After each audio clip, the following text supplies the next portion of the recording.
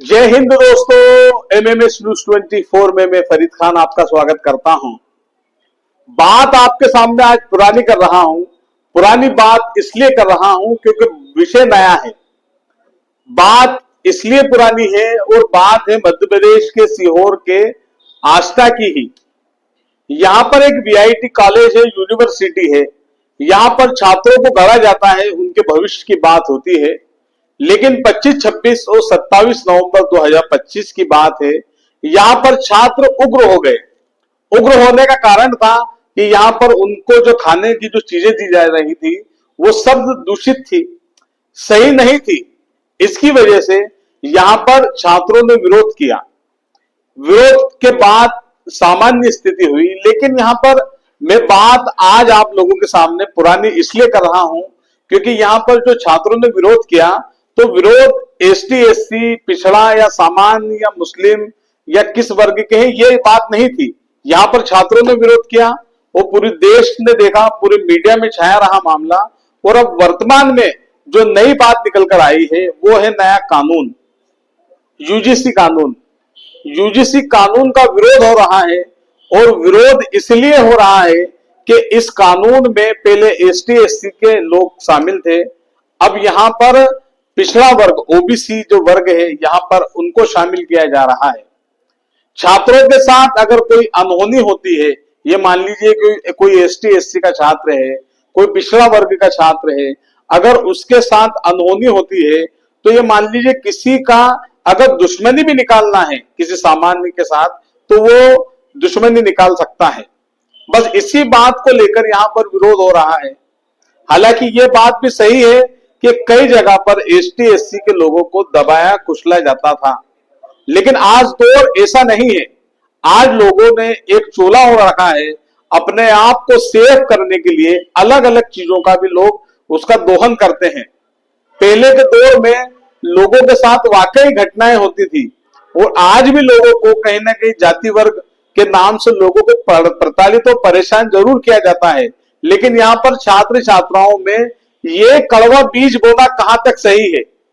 सरकार हमेशा लोगों को, छात्र छात्राओं को, हमारे देवा हिंदुस्तान का जो क्रीम है, क्रीम छात्र छात्राओं को तो विदेश में पहुंचाना अच्छा लगता है।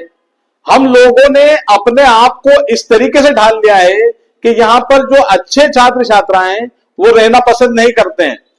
क्यों? क्योंकि हम लोग सिर्फ और सिर्फ जाति धर्म के नाम पर ही भेदभाव करते हैं और अब हम छात्र छात्राओं में इस तरीके का बीज बो रहे हैं। एक तरफ आरएसएस 100 वर्ष पूर्ण होने पर यहां पर हिंदू एकता की बात कर रही है, हिंदू सम्मेलन कर रही है। और आरएसएस इसलिए हिंदू सम्मेलन कर रही है कि यहां पर जो समाज वर्ग के लोग हैं सबको एक किया जाए। लेकिन उसी का अनुवांशिक जो संगठन है बीजेपी की सरकार है, केंद्र में मोदी जी की सरकार है। लेकिन यहां पर मोदी जी की सरकार एकता की बात करने वाले संघ को यहां पर ठेंगा दिखाते हुए फिर दोबारा इसी यूजीसी के माध्यम से छात्र छात्राओं में भिन्नता की बात कर रही है। आरएसएस जहां एकता की बात करती है तो आरएसएस तो मुस्लिमों को भी साथ लाने की बात कर रही है।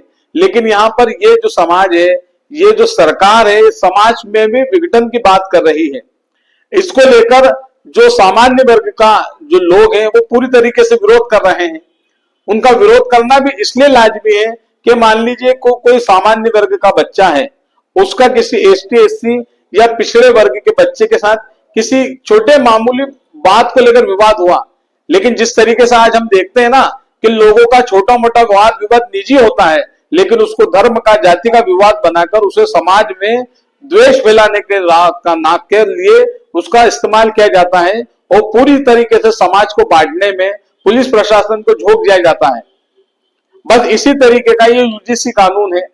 इस कानून का विरोध भी इसलिए लोग कर रहे हैं कि आने वाले वक्त में जिस तरीके से लोगों ने दूसरे जो कानून है उनका यहां पर इस्तेमाल गलत किया, उसी तरीके से हो सकता है ये भी हो। कृषि कानून की बात करें तो कृषि कानून जो था उस कानून में सैकड़ों लोगों की जान गई। उसके बाद कई भारतीय जनता पार्टी और सत्ताधीश के जो समर्थक थे उन लोगों को ये समझ में आया कि वाकई कानून अच्छा है और उन लोगों ने उसके पक्ष में अपने बयान दिए और कहा कि वाकई मंत्री संतरी सभी लोगों ने कहा कि बहुत अच्छा कानून है। लेकिन जब लोगों की जाने गई, ज्यादा विरोध हुआ, यहां पर हरियाणा पंजाब के जब चुनाव आए तो बीजेपी ने पूरी तरीके से पल्ला झाड़ते हुए इस कानून में संशोधन किया। क्या सरकार फिर चाहेगी कि ये नया जो कानून है इसमें संशोधन करें? क्या लोगों की जिंदगी और मौत से खेलने के लिए कानून बनाए जाते हैं? क्या सरकार के पास और कोई काम नहीं है? ऐसे ऐसे कानून बना दिए जाते हैं जहां पर एक आम व्यक्ति का कोई उससे सरोकार नहीं होता है, लेकिन उसकी आग में घी डालने का काम भी किया जाता है। क्या आग में घी डालना इसीलिए जरूरी है कि सरकार के पास कोई मिशन नहीं होता है? लोगों को अलग अलग ऐसी अजीब अजीब कामों में डाल दिया जाता है कि जब सरकार उसको सही रोजगार नहीं देती है, सरकार उसे सही काम नहीं देती है, सरकार, सबसे बड़ी बात जो अभी मैंने कही कि यहाँ की जो क्रीम है, यहाँ का जो पढ़ा लिखा जो अच्छा तबका है, वो यहाँ पे रहने के बजाय विदेश में उड़ जाता है। और हम क्या करते हैं यहाँ पर?